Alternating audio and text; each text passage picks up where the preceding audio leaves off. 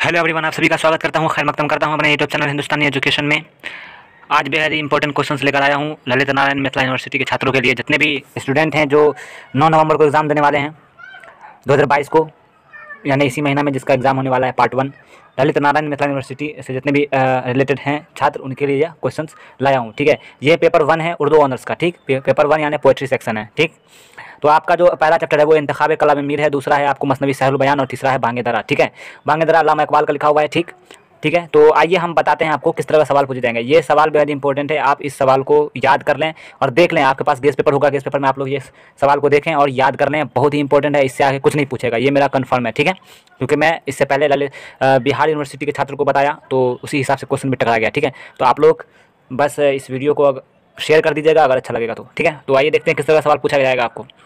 आपसे इंतखाब कलाम मीर में आपको इस तरह का सवाल पूछे जाएंगे। मीर शहनशाह तग़ज़ल हैं, अशआर से वाज़ह कीजिए। ठीक है, यह आपका इंतखाब कलाम मीर से पहला सवाल। दूसरा सवाल पूछेगा कि मीर ने गम जाना को गम दूरा बना दिया,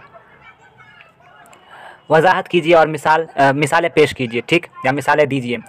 अगला सवाल पूछेगा आपसे कि मीर की शायरी दिल और दिली का मरसिया है, इस कौल की वजाहत कीजिए। या फिर मीर की शायराना अनफरादियत पर रोशनी डालिए। ठीक है, या फिर उनके शायरी अजमत पर रोशनी डालिए, ये भी पूछ सकता है आपसे। ठीक है, ये आपसे इंतखाब कलाम मीर से पूछेगा। ये बांगे दरा का है, बांगे दरा अल्लामा इकबाल साहब का लिखा हुआ है। तो यहाँ आपसे इकबाल की नज़्म नया शिवाला का खुलासा अपनी ज़बान में तहरीर कीजिए, या फिर अल्लामा इकबाल से अपनी वाकफ़ियत का इजहार कीजिए, या अल्लामा इकबाल की इब्तदाई शायरी से मुताल्लिक़ अपनी वाकफ़ियत का इजहार कीजिए। ठीक है, आपसे ये भी सवाल पूछ सकता है कि शामिल निसाब नज़्म हिमाला या हिंदुस्तानी बच्चों का कौमी गीत का खुलासा लिखिए।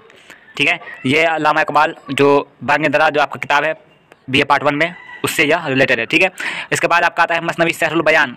तो मसनवी सहरुल बयान के लिए ये सवाल आपको पूछे जा सकते हैं। देखिए, आपका पहला सवाल ये हो सकता है कि मसनवी सहरुल बयान में बेनज़ीर के किरदार का जायज़ा पेश कीजिए। देखिए, आपको क्या करना है, मसनवी सहरुल बयान जो है इसमें किरदारों के नाम है। ठीक है, आप सभी किरदारों को थोड़ा थोड़ा देख लीजिएगा, क्योंकि अगर आपसे पूछ दिया जाए कि मसनवी सहरुल बयान का खुलासा लिखें तो आपको अगर याद रहेगा कि कौन कौन किरदार है तो आप आराम से इसका खुलासा भी लिख पाओगे। ठीक है, अगर आप बेनज़ीर हो गया और उसके बाद और भी बद्र मुनीर है, उसके बारे में आप लोग नज़्मुन निसा हैं, उसके बारे में भी आप लोग देख लोगे। ठीक है, देखिए आगे सवाल का कि मसनवी सहरुल बयान का तनकीदी जायज़ा लीजिए। अगला सवाल पर पूछ सकता है कि मसनवी सहरुल बयान के असलूब में बला की सादगी, रवानी और मौसीक़ियत है, अपने ख़यालात कलम बंद कीजिए। या फिर मसनवी सहरुल बयान के ताल्लुक़ से नजमुन निसा के किरदार पर रोशनी डालिए। तो ये आपके लिए मैंने गेस्ट पेपर लाया है। ठीक है, ये गेस्ट क्वेश्चन है। ठीक है, गेस्ट पेपर में से ही गेस्ट क्वेश्चन हैं जो आपको पूछ सकता है। ठीक है, तो आप लोग इस क्वेश्चन को एक मरतबा ज़रूर देख लीजिएगा, अपने गेस्ट पेपर से मिला लीजिएगा और याद कर लीजिएगा, क्योंकि आपका 9 तारीख को एग्ज़ाम है और पेपर 1 का ये सवाल था। अब मैं पेपर 2 का बहुत ही जल्द, आज ही या तो फिर रात में या फिर कल सुबह अपलोड हो जाएगी आपको, या फिर आज कोशिश करूँगा कि आज शाम तक ही मैं इसका सेकेंड पार्ट जो पेपर 2 है उसका भी मैं क्वेश्चन गेस कर दूँ। आपको क्या करना है, सबसे इंपॉर्टेंट बात कि आप क्या करना है कि तशरीहात जहाँ पर होगा, ठीक है, तशरीहात आप लोग समझ रहे होंगे कि शेर लिखा होगा उसको तशरीह करना होता है। ठीक है, ठीक है, तो आपको मीर तकी मीर का जो जितना भी शेर आपके गेस्ट पेपर में दिया हुआ है बस उसको एक झलक देख लेंगे।